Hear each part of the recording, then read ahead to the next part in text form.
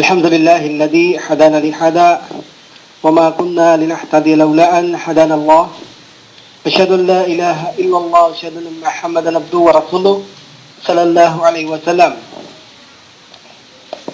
So dadako na tayo sa ating chapter 6 sa ating pinagpapatuloy na paksahin ang pagsasalarawan sa impyerno at ang paraiso. So natapik na natin nung nakaraan yaong mga ilog, yaong mga batis, mga bukal, mga fountain, mga shades o lilim, mga pagkain doon puno, mga prutas, at ang kapaligiran nito. So, dapat nating malaman, ang mga pagkain doon ay hindi na natin kailangan pang magkaroon ng pagkabalisa sa ating mga isip upang paano tayo maghanap buhay upang kumita ng pera. So, ito ay libre lamang doon, mga kapatid, at hindi na natin kailangan pang maghanap buhay sapagkat walang hanap buhay doon. Kaya nasabi natin ay magpapakaligaya lamang ang mga Muslim doon habang panahon. So, ang lahat ng pagkain doon na higit masarap kaysa dito ay libre lahat. Dito minsan ay naghahanap tayo ng hanap buhay, makakita ng pera bago mabili ang gusto natin. Kung minsan may hanap buhay na tayo, hindi pa natin mabili ang mga gusto natin sapagkat hindi sapat ang mga kita natin. Doon, mga kapatid, ang lahat ng gusto natin ay ibibigay ng Allah subhanahu wa ta'ala ng libre at higit na masarap kumpara sa dunyang ito. So, dumako naman tayo sa ikawalong gate ng paraiso. Ang unang gate ng paraiso ay yung tinatawag na Bal-Iman. Yaong may pananampalataya sa Allah subhanahu wa ta'ala, may tiwala tayo sa Allah subhanahu wa ta'ala, yaong tinanggap natin ang kanyang pananampalataya at naniwala tayo sa kanya at sa kanyang Quran, sa Propeta Muhammad sallallahu alaihi wasallam. So, mayroong gate yan sa lahat ng sumaksi sa Propeta sallallahu alaihi wasallam at sa Allah subhanahu wa ta'ala. Pangalawa, ang pintuhan ng Bab al-Jihad. Ibig sabihin ng Bab al-Jihad yung lahat ng pagsusumikap natin sa landas ng Allah subhanahu wa ta'ala, especially yung pakikipagdigmaan sa kanyang landas kasama ang ating kayamanan, lalong pinakamagaling yan. Ganon din ang pakikipag-jihad sa ating mga sarili, paglalabang kay syaitan, pag-jihad sa pagtuturo ng mabuti at pagbibawal ng masama. So, ito yung tinatawag na Bab al-Jihad. Mayroong pang pintuhan na pangatlo yaong Bab al-Kadhimin, al-Ghaid, yaong mga pinipigilan ang kanilang mga galit. Sila yaong masabarin. So, ito ay pintuan para sa kanila. Meron din Bab al-Rayyan, yaong mga nagagalak sila anumang nais ng alang gawin sa kanila. At yaong mga nag-aayuno, na especially sinabi ng Prophet sallallahu alaihi wasallam, yaong ito'y pintuan para sa mga nag-aayuno at walang makakapasok maliban sa mga nag-aayuno. So, panglima yung tinatawag na pintuan na Bab Aradiyin, yung gate na kung saan malagi tayong nagzizikir, naaalala ang Allah subhanahu wa ta'ala. So, mayroon din gate ito. Ganon din ang Bab As-Sadaqah, yung mga nagbibigay ng sakat at mga kawang gawa. Mayroon din silang gate sa paraiso. Ganon din ang mga mapagtauba, mapaghingi ng tawad sa Allah, Bab At-Tauba, no? At Bab As-Sala, yung mga nagsasala. So, ito ang walong gate. Bab As-Sala, Bab Tauba, Bab As-Sadaqah, Bab Aradiyin, Bab Ar-Rayyan, Bab Al-Kadhimin, Al-Ghaid, Bab Al-Jihad, Bab Al-Iman. So, ito ang walong pintuhan na sinabi ng Prophet Muhammad sallallahu alaihi wasallam. Kapag tayo ay nag-ablution, ay sabihin natin pagkatapos natin mag-ablution, Shalla ilaha illallah wa shahadu anna Muhammadar Rasulullah, ang lahat ng ito'y magbubukas para sa atin. At makakapasok tayo alinman sa mga pintuang ito kapag tayo ay nandoon na sa paraiso, ang sino mang nagsasabi niyan. No? So ito ay mula kay Bukhari at Muslim ang ating source.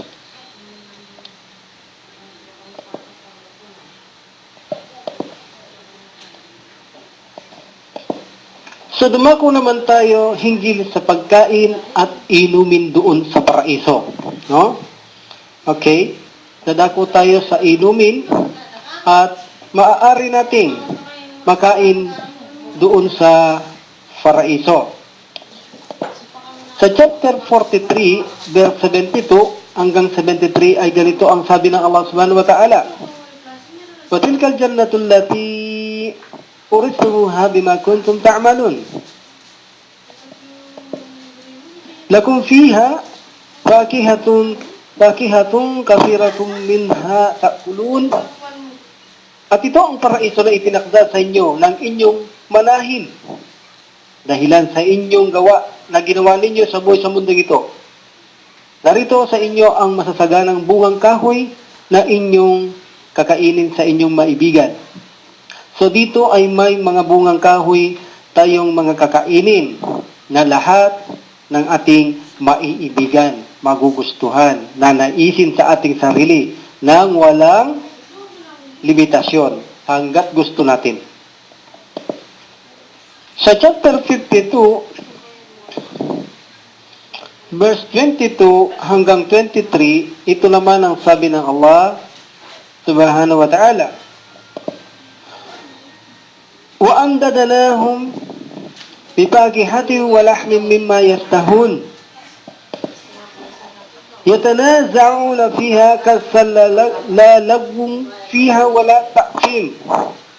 At ipagkakaloob namin sa kanila ang mga bungang kahoy at karne sa anumang kanilang maibigan.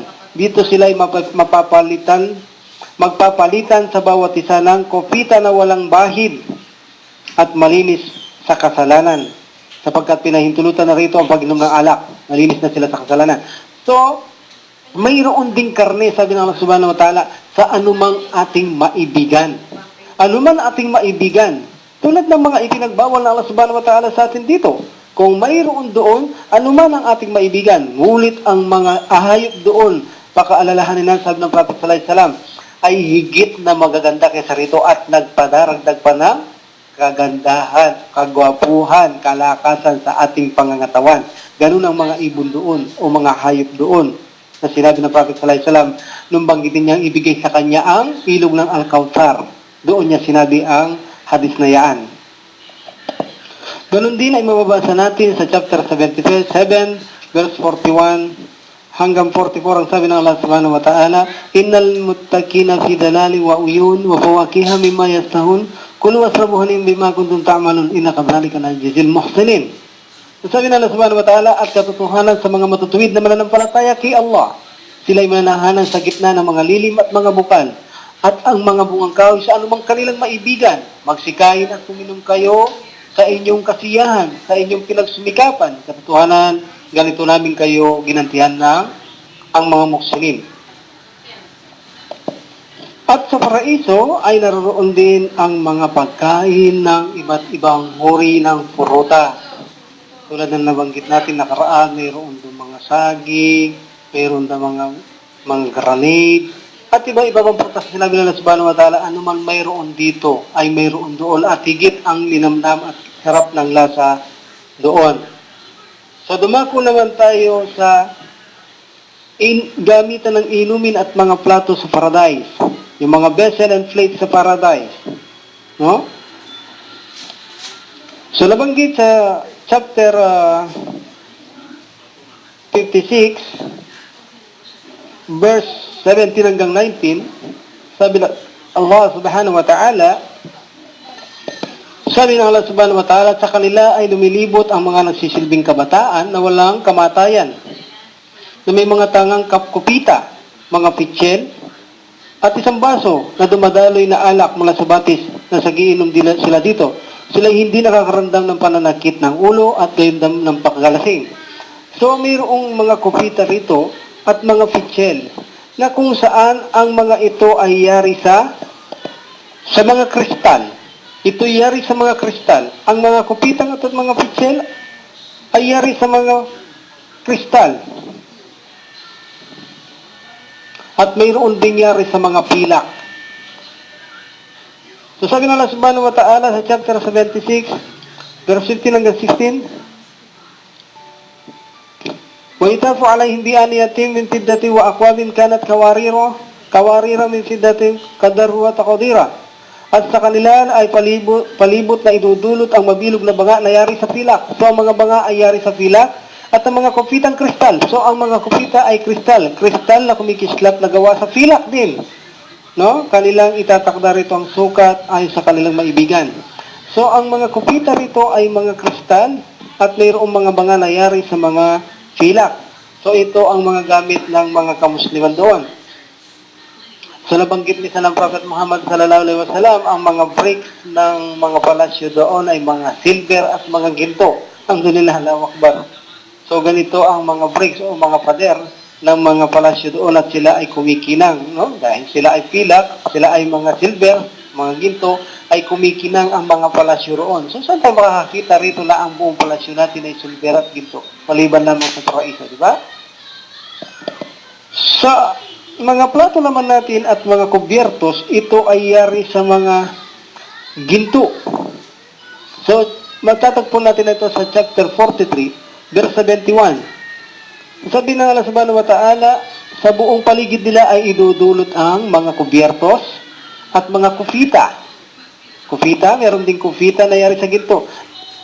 Kubyertos at kufita na gawa sa ginto. Sabi ng Allah subhanahu wa ta'ala, lahat ng anumang bawat naisin ng kanilang sarili, ang lahat ng bagay na magbibigay-ligay sa kanilang paningin, at kayo ay magsisipahan-hanan dito magpakailanman. Walang katapusan, mananahanan sa paraiso pakailanman. So dito ang mga kubyertos at mga ibang kufita ay yari sa ginto. No? So ganun din ang ating mga dish. Katulad ng mga kubyertos natin, mga kutsara at iba pa ay yari din ito sa ginto. So ganito ang mga gamit doon. Kung hindi yari sa kristal o silver, mga pilak ay sa ginto. So ito ang mga gamit doon na ating matatagpuan sa paraiso na ginagamit lamang dito ng mga talagang royal o mayayaman talagang tao. Yung pinakamayayaman na talaga dito. Sino ba ang nakikita natin dito ginagamit niya? Kutsara niya, ginto. Kutsara niya, baso niya, kristal o ginto o pilak. So, sino uminom na kakain siya? Ginto ang kutsara, ginto ang baso, ginto ang plato. Sa kabilang buhay, ito, pangkaraniwan lamang doon sa kabilang buhay ang mga ito bilang gamit ng mga magtatagumpay. Allahu Akbar. So, dumako naman tayo sa tahanan ng mga tao sa paraiso. Yaong mga pinakangakuhan ng Allah subhanahu wa ta'ala na bilang tanda ng mga tahanan ng mga magwawagi sa mga kamusliman sa kabilang buhay. So makakakita tayo ng ayah sa chapter 9 verse 72, sabi ng Allah subhanahu wa ta'ala, si Allah subhanahu wa ta'ala ay nangako sa mga lalaking sumasampalataya at mga babaeng sumasampalataya ng mga halamanan na sa ilalim nito ay may mga ilog na dumadaloy. So sa ilog ng mga ito ay may dumadaloy na nabanggit natin nakaraan, yung mga Euphrates ay yan, yan ang mga pangalan ng mga ilog na dumadaloy doon sa ilalim nito. Yung Saihan, Jahian, Euphrates at Nile. No? Sila yung mga ilog na dumadaloy sa ilalim ng mga halaman. No? So sabi ng Allah subhanahu wa ta'ala, si Allah subhanahu wa ta'ala ay nangako sa mga lalaki sumasampalataya at mga babaeng sumasampalataya ng mga halamanan na sa ilalim nito ay may mga ilog na doon nagsisidaloy upang manahanan dito magpakailanman. At magagandang mansyon sa paraiso ng Aden. Ito ang mga tirahan, mga mansyon sa paraiso ng Aden. Ang magiging tirahan doon ay mga mansyon. Datapwat ang pinakadakilang kaligayahan ay mainam na pagkalugod ni Allah. Ito ang pinakamatayog na tagumpay. So doon ang mga tirahan ay mga mansyon. Ito ang mga tirahan doon ng mga maninirahan sa paraiso. Ang sabi nilang Propeta Muhammad sallallahu alaihi wasallam, sa paraiso ay mayroong parang tent. Katulad ng tent na tinatayo natin dito. No? So doon ay mayroon ding tent na kung saan yari sa perlas, na kung saan ang taas nito, sabi ng Prophet Muhammad sallallahu alaihi wasallam, ay 60 miles ang taas. Ang bawat nananahanan dito, no, ang bawat nananahanan dito ay mayroon nakatira dito. Ngunit hindi nyo makitang magkita. So ganito ito kalapad. Hindi magkita, hindi makakayanang makita ng mananampalataya ang mga umiikot doon. So, napakalaking tent. No, napakalaking tent. Ito ay mula kay Muslim. Mula din kay Al-Bukhari. No, napakalaking tent ito, masyaallah. So, imagine, hindi mo makikita yung mga ibang tao na umiikot sa loob ng tent na yun, ganun kaaliwalas na kung saan yari sa perlas, ang kanyang taas ay 60 miles. Ganun kataas ang tent na yan sa paraiso. So sa paraiso, dumako tayo sa thrones ng mga tao doon sa paraiso. Doon ang mga tao sa paraiso ay mayroon silang mga trono. No? Kung tayo mahirap dito, at nakikita lang natin yung mga may trono dito, yung mga may kakayahan sa buhay, tulad ng mga hari o mga royal, doon ang lahat ay magiging pangkaraniwan lamang sa mga maninirahan doon, na lahat sila ay mayroong trono.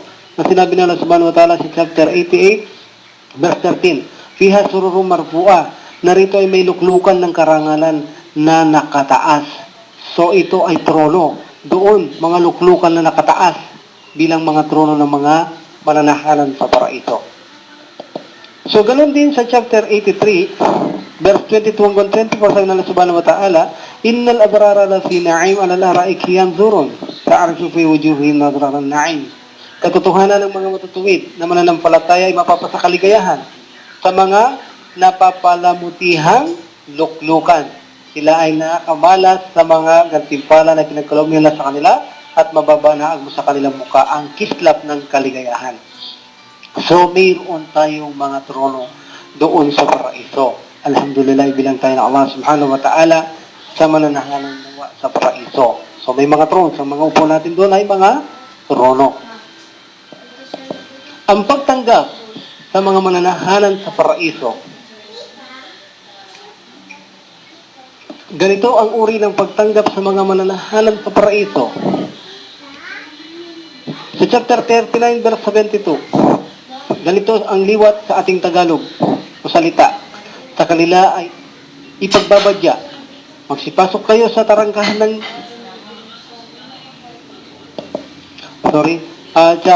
chapter 39, verse 73. Chapter 39, verse 73. At sila na may pagkatakot sa kanilang Panginoon ay aakayin sa halaman sa mga pangkat hanggang ng kanilang sapitin at mamasdan ito.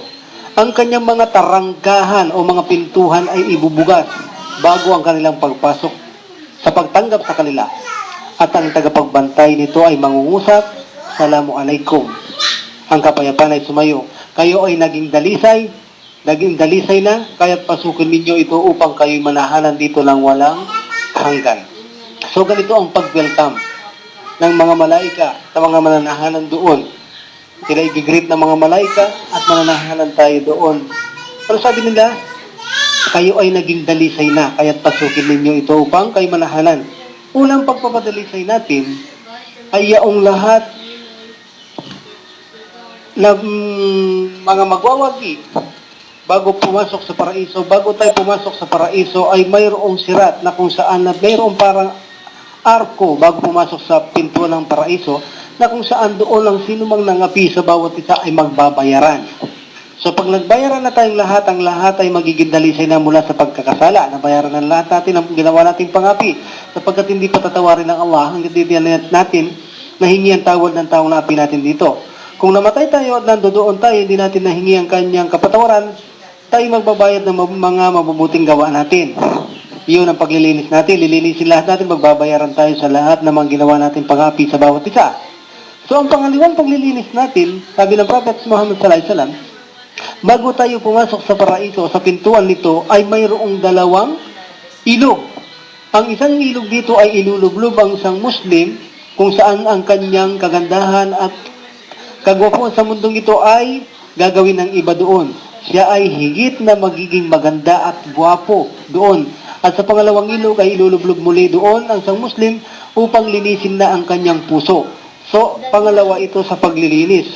Lilinisin ang ating mga puso mula sa maaaring paghihinakit, selos, at iba pa. Hindi na maaari ito dahil malinis na.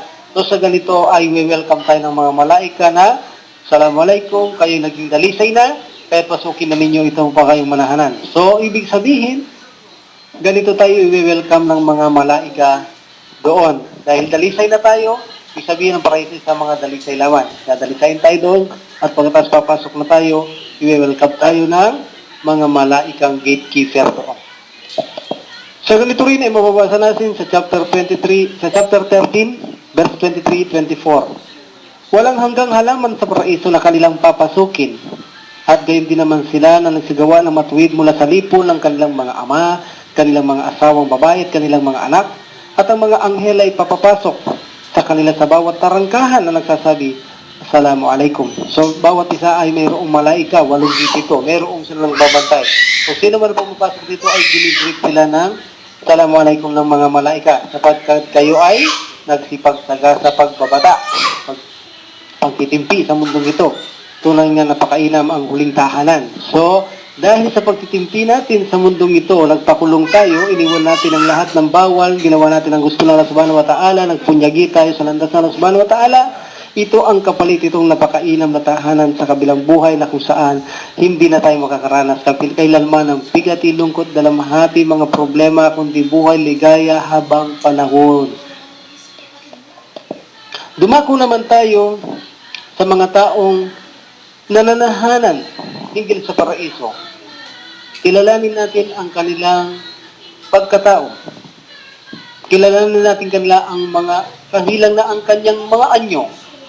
Isa na rito tulad ng Surah 83, chapter 83, verse 24. So ganito ang sabi ng Allah Subhanahu wa Ta'ala,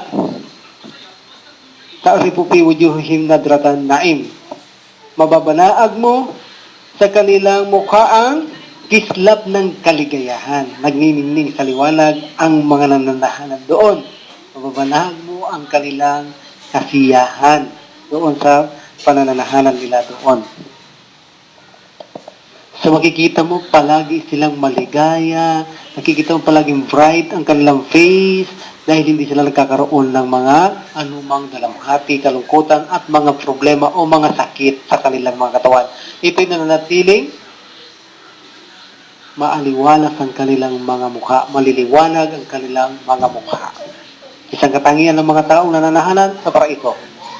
Pangalawa, ang higit na kagalakan ng isang Muslim. Ng isang taong magwawagi, higit sa lahat ang pinakagalakan ng kanyang inihintay. Sa chapter 75, verse 22 to 23.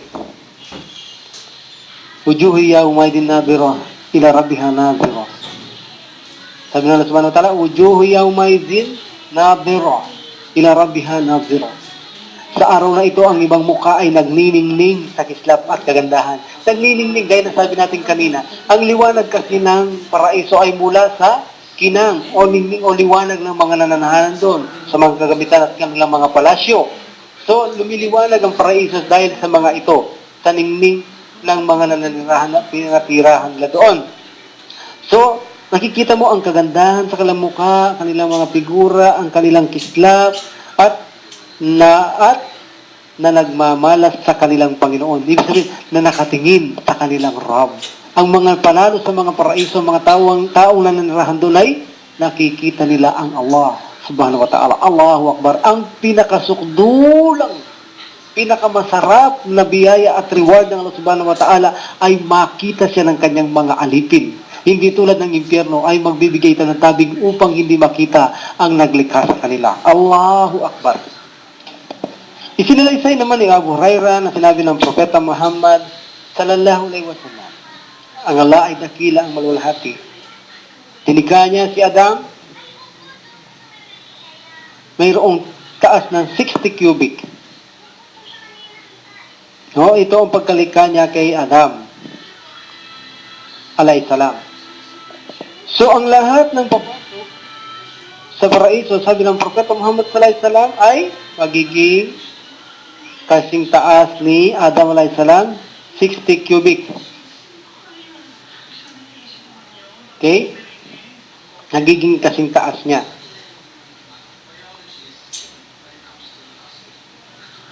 So, mayroon din higit na mababa sa konti. Sabi ng Prophet sallallahu alaihi wasallam, ito ang pinakamataas ang 60 cubic. Susundan ito ng mga tao na hindi gaanong malaki sa 60 cubic. Ngunit ang pinakamataas ay 60 cubic. Ito ay mula kay Muslim. So, ganun kasing taas ang mga tao roon. Kaya nga abot natin ng mga halaman doon. At alam din natin kung gaano kagwapo si Adam alayhi salam. Siya ang pinaka Gwapo sa lahat ng linikha ng Allah subhanahu wa ta'ala. Bakit siya pinakagwapo? Sapagkat si Adam alayhi salam ay linikha ng Allah sa sarili niyang mismong mga kamay. So ayon sa isang kasaysayan, ang pinakapangit sa paraiso ay kasing ganda ni Yusuf alayhi salam, na kung saan mga babaeng inihiwa ang mga kamay dahil sa kagwapuhan ni Yusuf, ay hindi nila namamalayan. Ganun ang pinakapangit doon, na kung saan kasing ganda nito Yusuf, na si Yusuf na kung saan nahihiwa ang kamay, hindi man namamalayan dahil sa sobrang kagandahan, kagwapuhan ni Yusuf, pati mga malaika ay namamangha sa kanyang kagwapuhan. So ito na ang pinakapangit sa paraiso. Ang pinakagwapo ay katulad ni Adam alayhi salam. Allahu Akbar. So isa ito sa tatangian ng mga mananahanan dito doon. Babae, lalaki ay ganoon ang taas nila. Maganda at mga gwapo. So sabi pa ni Sahal bin Sa'd, sinalaysay niya mula sa Propeta Muhammad sallallahu alaihi wasallam. Propeta ay nagsabi, 70,000 or 700,000 of my followers. So may doubt dito ang narrator natin. Hindi niya alam kung 70,000 or 700,000 ang papasok sa paraiso. Okay. So ito'y tagasunod lamang ng Prophet Muhammad sallallahu alaihi wasallam. Masyaallah. So 700,000 sa mga tagasunod ko, sabi ng Prophet sallallahu alaihi wasallam, ang makakapasok sa paraiso. At ang pinakauli na papasok sa paraiso sa kanila ay yaong ang kanilang mga mukha ay nagniningning tulad ng buwan sa kabilugan ng gabi. So ang mga tao roon ay, gaya na sinabi natin, para silang mga ilaw. No? Sila ay kumikinang, sila ay nagiglitter, kumikislap, maliwanag. Ito ang kalagayan ng mga tao roon. Ito ay mula kay Bukhari. So ayon pag Abu Hurairah na sinabi ng Prophet sallallahu alaihi wasallam, ang unang taong papasok sa paraiso, sapagkat tayo ang unang papasok sa paraiso, sabi ng Prophet sallallahu alaihi wasallam, ang mga Muslim, ang kanyang mga tagasunod. Ang unang papasok sa paraiso, ang kanyang liwanag ay tulad ng kabilugan ng buwan sa gabi. Ang second batch ay tulad ng mga nagbibrilliant na bituin sa kalawakan. Ang kanilang mga puso ay parang iisa na lamang, sapagkat doon ay walang inggit, walang selo sa kanilang madarama sa kanilang mga sarili. Ang bawat isa ay magkakaroon ng dalawang asawa na horis, kung saan napakaganda, dalisa, ibig sabihin hindi nagre-regla, hindi nagme-mens, hindi siya manganganak doon. Ang kanilang mga buto ay naaaninag sa sobrang kaputihan sa kanilang mga legs, sa kanilang katawan. Nakikita natin yun sa mga legs nila, ang mga marrow, the bones nila. So, ganoon sila kakinis ang balat, ganoon sila kaputi. Nakikita natin ang halos na namamanaag natin ang kanilang mga buto sa kanilang mga kalayawan. Ganoon kaganda ang balat pa lamang ng mga babae doon. At sa gabi at bilang parang gabi at araw, kung ikukumpara dito ay luluwalhatiin natin ang Allah subhanahu wa ta'ala. Sila hindi magkakasakit, sila ay doon ay hindi dudura, hindi maglalabas o magsisinga sa kanilang mga ilong. Kanilang mga gamit ay gold and silver. Ang mga suklay din doon ay mga gold. Sabi ng Prophet Muhammad sallallahu alaihi wasallam, ang mga kasuotan ay mga muskula kung saan ito ay mababango. Allahu Akbar. So dumako naman tayo sa mga kababaihan sa paraiso. Ang mga babae sa paraiso ay sila naman ang dakuhan natin. Sabi ng Allah subhanahu wa ta'ala sa chapter 2 verse 25, walahum fiha azwajun mutahharat wa hum fiha khalidun. So sabi ng Allah subhanahu wa ta'ala, at sila bibigyan ng at sa kanila ang mga asawa na busilak, malaya sa dumi, ihi, regla at iba pa, at sila'y mananahanan dito magpakailanman. So ang bawat isa sa atin ay bibigyan ng busilak na asawa doon. So, sabi ng Prophet sallallahu alaihi wasallam sa nabanggit nating hadis na nakaraan ay mayroon silang dalawa na mga asawa ang bawat isa roon. Ang bawat isa roon ay magaganda ang mga asawa tulad na nagwagi nating mga asawa. Kung sila ay makakasama natin ay higit silang maganda sa mga horis doon kapag ang mga asawa natin ay nagwagi. No? At ito ay mananatiling nakatitig lang sa atin. Mananatiling nakatitig lang sa atin. Na magagawa rin natin doon ang pagtatalik tulad ng pagtatalik dito. Ang pagkikipagtalik doon ay higit na masarap kaysa sa kalupaan sapagkat doon ay nananatili silang birhen Pagkatapos natin sila nagagalaw ay nagbabalik ang pagkabirhen nila. So, doon na hindi na rin sila manganganak. Kaya wala rin tayong ligalig upang sila mabuntis o kaya tayo'y gumastos tulad ng mga hospital dito pag nabuntis, ano-anong ginagawa natin sa tiyan ng nanay hanggang sa makapanganak hanggang lumaki ang bata, doon ay walang ganoon. So, malaya tayong makikipagtalig sa anumang gusto nating paraan maliban sa ayon ng Allah Subhanahu wa Ta'ala. At pagkatapos makipagtalig ang mga babae nagbabalik sa kanilang pagkabirhen sa ng Prophet Muhammad sallallahu alaihi wasallam. Sa chapter 56, verse 22 hanggang 23, sabi ng Allah Subhanahu wa Ta'ala, wahurnain, kaamsalil lu'lu'il maknun. Sabi ng Allah Subhanahu wa Ta'ala, at sila'y magkakaroon ng mga huris.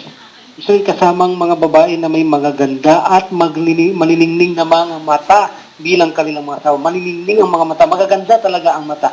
Na tulad ng mga perlas na lubos na pangalagaan. Sabi ng Allah Subhanahu wa Ta'ala, ganun kaganda ang mga mata ng mga huris na kung talagang sabi ng Prophet sallallahu alaihi wasallam, kung sila ay makakadungaw sa dunya, magliliwanag ang buong kalupaan dahil sa gagandaan ng kanilang mga mata. At kung sila ay dudura, ay babango ang buong kalupaan. Ganun sila Allahu Akbar. Wala silang kasing higit, no? Kay mga lalaking mga Muslim, na kung saan mahilig sa magaganda, hindi maiwasan ang patingin-tingin, kaya nagkakanasa o ano pa man pag-iisip na masama, panunood sa mga magagandang artista o sino pa man, no? So, walang mga sinabi ang mga yaan.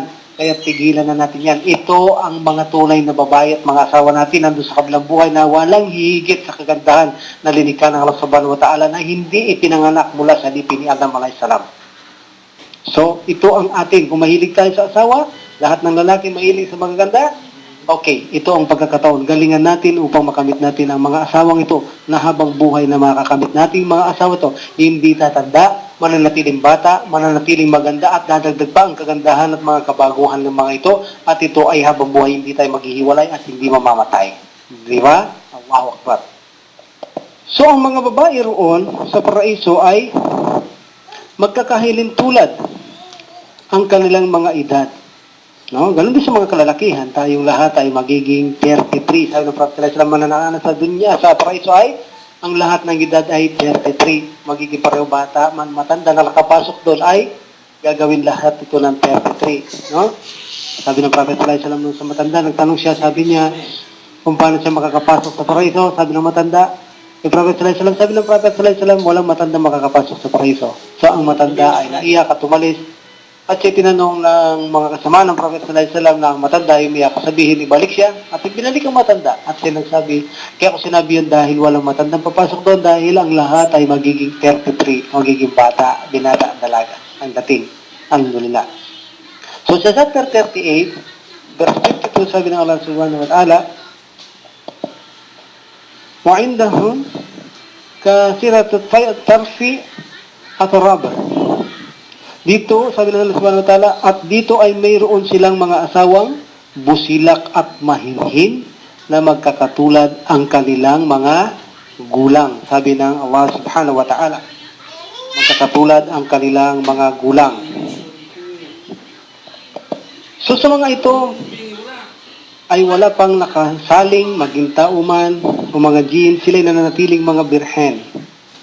No? Gaya na sabi natin noon, sila ay susulyap lamang sa mga kalalakihan nilang mga asawa habang panahon sa pagkatigit na maganda ang lalaki doon. Kaya sila'y palagi nakatitig sa kanilang mga asawang lalaki. Kaya tayo magtatagumpay. Tandaan natin tayo higit na magiging gwapo roon. Ang pinakapangit doon, kamukha ni Yusuf alayhis salam.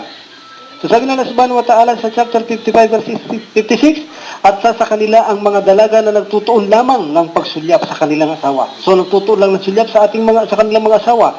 Alalawang bagay sila'y malinis at mainhin na mga donselya, birhen at wala pang tao o jin ang sa kanila ay nakasaling.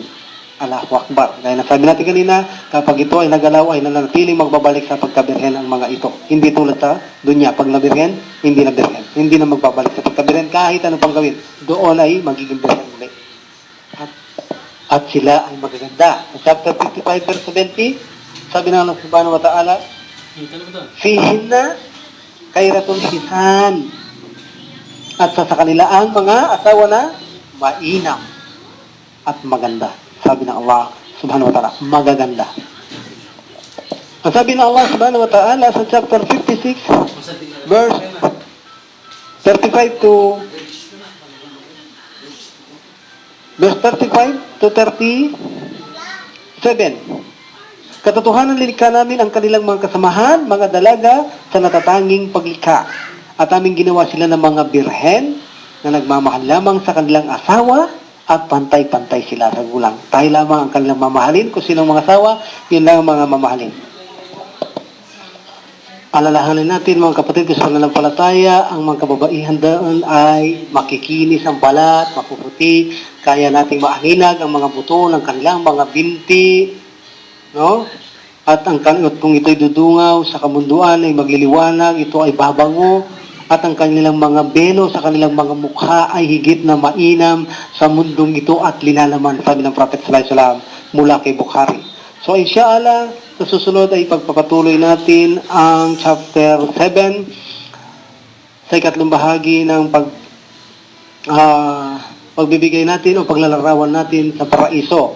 So hanggang dito ang chapter 6 natin sa ikalawang kabanata ng paraiso. Inshallah sa susunod ay sa chapter 7 ipagpapatuloy natin ang pagbibigay ng description o pagsasalarawan sa paraiso. Inshallah. Wa gradawan alhamdulillah rabbil alamin. Wassalatu wassalamu ala rasulillah subhanaka lahumma wa bihamdik asyhadu an la ilaha illa anta astaghfiruka wa atubu ilaik. Assalamualaikum warahmatullahi taala wabarakatuh.